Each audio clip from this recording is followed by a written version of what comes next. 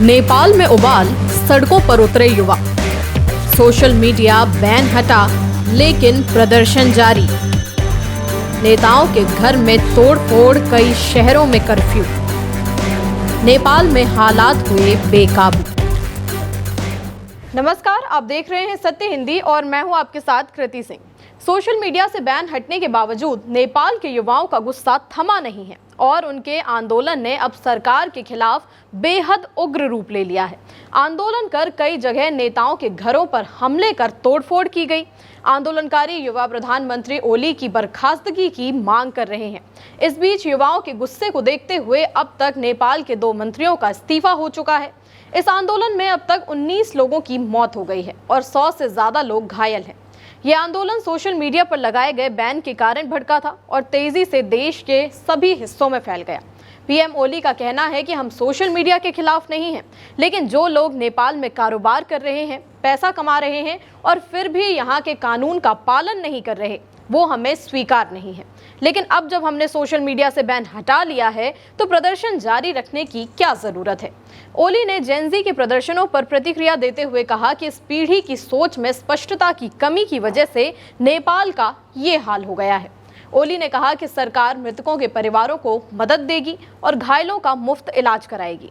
ओली ने यह भी बताया कि 15 दिन के अंदर एक जांच कमेटी बनाई जाएगी जो प्रदर्शन की वजह और नुकसान का पता लगाएगी। वहीं हिंसा के बाद जब भारी आलोचना हुई तो गृह मंत्री रमेश लेखक ने सोमवार को अपना इस्तीफा दे दिया। बाद में कृषि मंत्री रामनाथ अधिकारी ने युवाओं की मौतों पर दुख जताया और कहा कि बिना जवाब मांगे और बिना जवाबदेही के वे अब पद पर नहीं रह सकते। रामनाथ ने कहा कि ये मेरे लिए असहनीय था कि हम जिस पीढ़ी के लिए मिलकर साथ में काम करना चाहते थे, उसे ऐसा व्यवहार झेलना पड़ा जैसे हम उनके दुश्मन हों। इसलिए मैं अपना पद छोड़ रहा हूँ।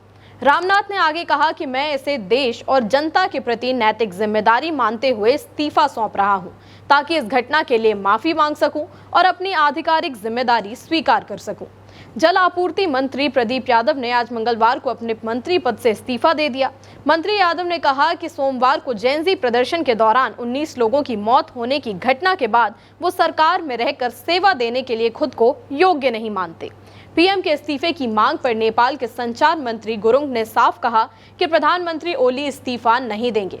सूत्रों के मुताबिक खबरें ये भी हैं कि पीएम ओली कथित तौर पर मेडिकल ट्रीटमेंट के लिए दुबई जाने की तैयारी कर रहे हैं।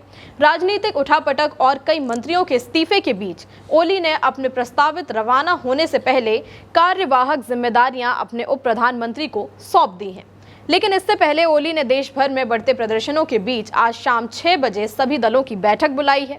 पीएम सचिवालय के बयान में कहा गया कि स्थिति का जायजा लेकर सही समाधान खोजने के लिए मैं संबंधित दलों से बातचीत कर रहा हूं। इसके लिए आज शाम 6 बजे सभी दलों की बैठक भी बुलाई है। मैं सभी भाई बहनों से विनम्र अपील करता हूं कि इस मुश्किल की घड़ी में शांत रहें। सोशल मीडिया पर बैन हटने के बावजूद प्रदर्शनकारी मंगलवार को फिर से सड़कों पर उतर आए, लेकिन काठमांडू जिला प्रशासक छबिलाल रिजाल ने रॉयटर्स को बताया कि काठमांडू शहर में अनिश्चितकाल के लिए कर्फ्यू लगा दिया गया है ताकि आगे और प्रदर्शन ना हो सके।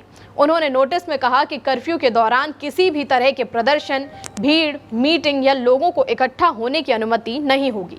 लेकिन कर्फ्यू को तोड़ते हुए युवा सड़कों पर उतरे हैं और नेपाल में हर तरफ विरोध की आवाजें तेज हो रही हैं। गृह मंत्री आवास समेत कीर्तिपुर म्यूनिसिपैलिटी की बिल्डिंग और कांग्रेस प्रेसिडेंट के आवास पर आग लगा दी गई। दरअसल मामला शुरू तब हुआ जब सोमवार को नेपाल की राजधानी काठमांडू और दूसरे शहरों में हजारों लोग सड़कों पर उतर आए। इन प्रदर्शन का नेतृत्व ज्यादातर जेनजी कर रही है। जेनजी सरकार की नीतियों और फैले हुए भ्रष्टाचार, बेरोजगारी और आर्थिक मौके न मिलने के खिलाफ आवाज उठा रहे थे। सोमवार को काठमांडू में हजारों प्रदर्शनकारियों ने संसद भवन में जबरदस्ती घुसने की कोशिश की। उनके हाथों में बस बहुत हो गया और भ्रष्टाचार का अंत करो जैसे नारे लिखे हुए बैनर थे। एक प्रदर्शनकारी सबाना बुदाथोकी ने बीबीसी से कहा कि सोशल मीडिया पर बैन सिर्फ एक वजह थी, असली मुद्दा भ्रष्टाचार है। हम अपना देश वापस चाहते हैं।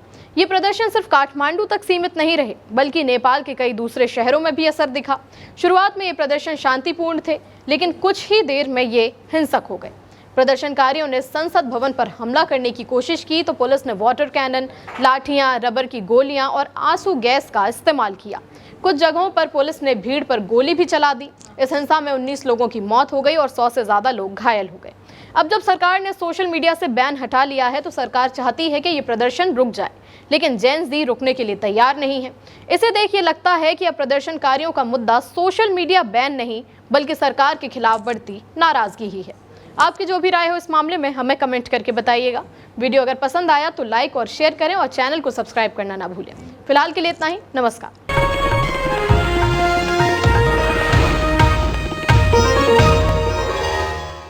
Copyright disclaimer under Section 107 of the Copyright Act 1976. Allowance is made for fair use for purposes such as criticism, comment, news reporting, scholarship, and research. Fair use is a use permitted by copyright statute that might otherwise be infringing.